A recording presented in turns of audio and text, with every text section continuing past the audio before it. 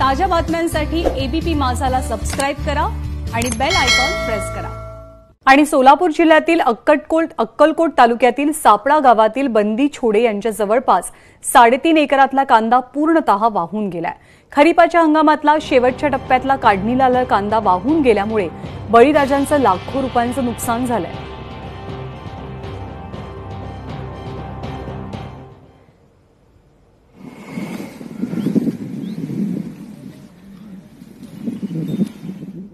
तीन ते 3.5 एकर कांदा नुकसान झालेला आहे।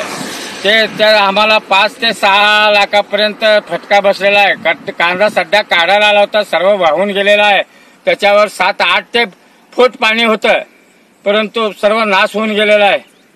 बरं, हे सर्व बघा पाणी येऊन हे सर्व नाश झालाय, कांदा उपसून गेलाय। आमचं कुटुंबच ह्याच्या जीवावरच आहे। आम्ही आता सध्या काढायला आलेला कांदा सर्व गेलाय।